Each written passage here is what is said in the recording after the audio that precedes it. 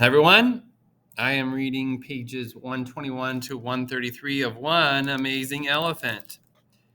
Painting is almost magic. It's the day after Christmas, and I'm just finishing up the painting of Henry Jack when George stops by. Wow, says George in his high, nasally voice. He's wearing a beret and he tips it, studying my painting with his head tilted back. Wow, he says again. That's really good, Miss Lily. You're very talented. Thanks. I've been painting all my life. Maybe I could pay you to paint me and Baldo, my lion. I bite my lip. I'm kind of scared of lions, I say. Oh, Baldo's a big pussycat, George says. He wouldn't hurt you, I promise. When my kids come to visit, they play with him as if he's a huge overgrown kitty. I shrug. Okay, I say, I could do that. I'm trying to conquer my fears. Queenie Grace is standing in the shade of the nearby tree and George waves at her. Hello, sweetie, he says. I swear her lip curls into a smile and she raises her trunk. Queenie Grace walks with those huge feet, lifting them delicately like an enormous clumsy ballerina in our direction. Lily here is just like you, George says to the elephant. A talented artist. I have a bunch of Queenie Grace's paintings hanging in my place. She's famous in the elephant art world. Obvious that we're related then, huh? I ask, and George laughs. Yep, he says, something very similar in those eyes. He looks from side to side, checking out my eyes and then the elephant's. Henry Jack and I laugh. And the cool thing is that my grandpa taught us both to paint, I say. He taught me and he taught Queenie Grace. Bill lives on, Henry Jack says, in your paintings, yours and Queenie Grace's. You're looking extra red today, George says to Henry Jack. You been using your sunburn cream? Yes, Mom, Henry Jack says, rolling his eyes. I swear, you're as bad as her, but not nearly as pretty, jokes George, and we laugh again. Even Queenie Grace seems to chuckle in that snoring, snuffling kind of way. So I wanted to check out the cigarette burn, George says, and Henry Jack points. Right back there, he says. You can't miss it. And it was definitely him. It was Mike. Do you have a step stool? Asked George. Or a ladder? Henry Jack stands up from the lawn chair, stretches, and then he lifts George's up, hands circling George's pudgy waist. George inspects the red circle on Queenie Grace's skin. What a jerk, he mutters. I know, Henry Jack says, lowering George to the ground. He's staying with Charlie, the fire eater now. Violet kicked him out. George glares in the direction of the fire eater's house. Neither one of those guys is worth anything, he grumbles. They deserve each other. Just then, Henry Jack notices my painting. He stops dead, steps closer, stares at the picture, takes another couple of steps. He reaches out to touch the edge of the canvas gently, eyes fixed on my painting of him. He looks as if he's seen a ghost. Holy showman, he says quietly. So that's what I'd look like if I was just a normal boy. Well, you are a normal boy, I say, but that's just you without the wrinkles, that's all. Henry Jack looks at me, and his eyes fill with tears. Thanks, he says. I always wanted to see that. No wonder Bill bragged so much about you, Lily, says George. You're one amazing girl. I toe the ground with my shoe. I'm not used to so many compliments coming at me from all directions. Thanks, I say. Have you ever painted your grandpa? Asks Henry Jack. If you haven't, you should. I haven't, I say, but that's a good idea. I'll paint Grandpa Bill. So the rest of the day and into the night, I paint.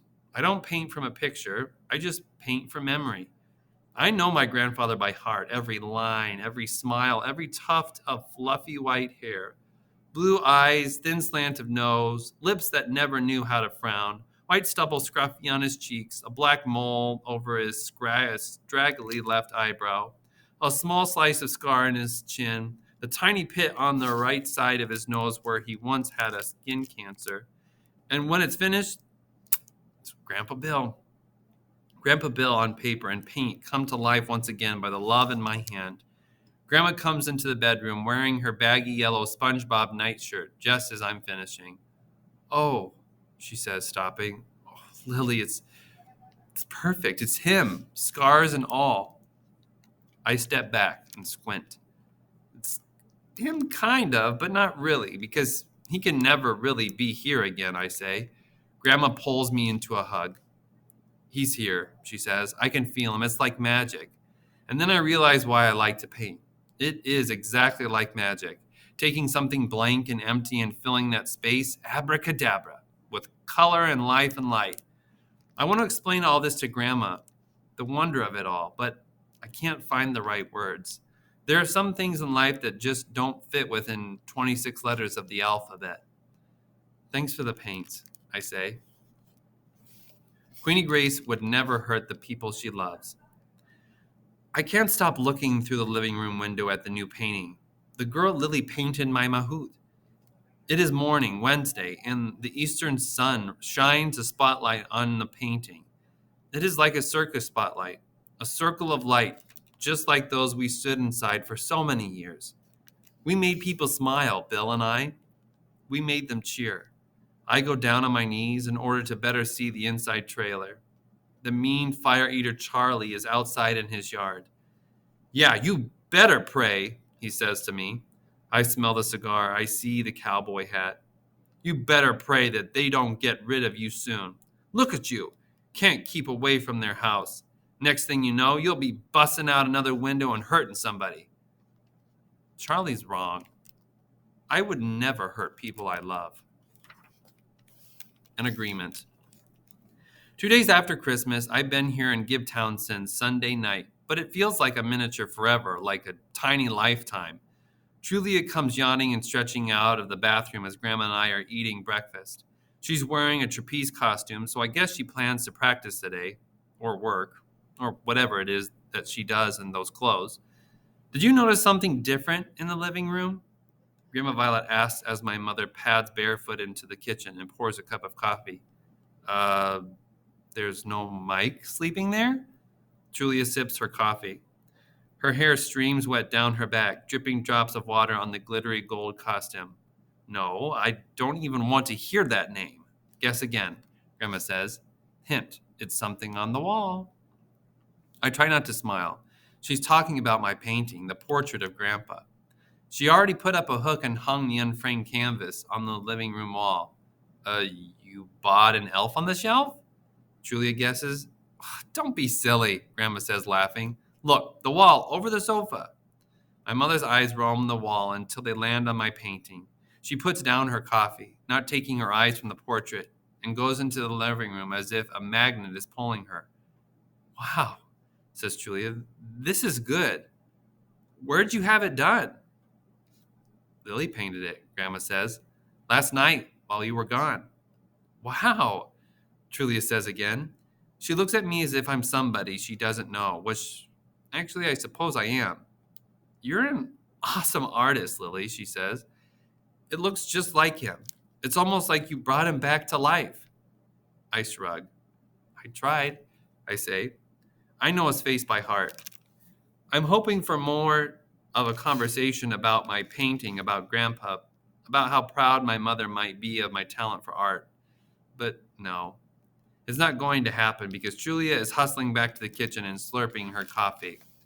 I have to hurry, she says. I'm teaching at trapeze school today for Faith. Maybe you could take Lily, Grandma suggests. I don't think she has any plans. I sigh. Not exactly, I say. Maybe just hanging with that kid Henry Jack. Well, Mom, it sounds as if she has plans, Julia says. I'll see you later today. And then my mother bangs out through the door, juggling her coffee cup in her purse, an unlit cigarette dangling from her lips. She just leaves me behind, once again, not even looking back before she goes. My phone beeps. It's a text from my dad. Everything going okay? Yes, I text. Fine. Now that I'm in the painting mood, I want to keep on going. I set up my new easel and canvas outside in the yard, planning to paint a Florida landscape in shades of yellow and blue and green and orange. Grandma's on the phone inside, talking about funeral details. I can hear her voice through the screen window, plus the TV sounds of a morning talk show. Queenie Grace is standing nearby. She keeps staring over at Charlie's place, even though there's nobody outside. Maybe she can smell Mike. I must be getting to know the elephant because I can tell that she's nervous. She trembles a little bit when she looks over there. Plus, she keeps shuffling her feet and rocking. Her eyes swim with fear. It's okay, Queenie Grace, I say. We won't let him hurt you again. He's not coming back here. Don't worry. Queenie Grace seems to understand. Her eyes shine with something like gratitude, and she walks slowly to my side. I have a bunch of paintbrushes, a cup, and the new paints from Grandma. I dab a brush in the blue paint sky. Orange, yellow, lots of flowers, green grass, and trees. And then Queenie Grace reaches over with her trunk. She picks up a brush and dunks it in the cup. Water splashes, and I laugh, surprised. The elephant dips the brush in the purple paint and adds a swath of color to my sky. Good job, I say. You're a good painter, Queenie Grace. The elephant is standing right next to me, and I'm not even scared. Not really. We paint together for a few minutes, and it feels comfortable, as if we've been doing this forever. Her trunk brushes against my arm a few times, but I don't even flinch. Something about putting paint to canvas is so relaxing, and I'm happy.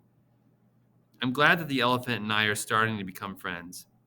I'm getting over my fear. This might be a miracle, a Christmas miracle. Everything feels peaceful, both inside of me and outside. But then I see something that makes me afraid and gives me the shivers.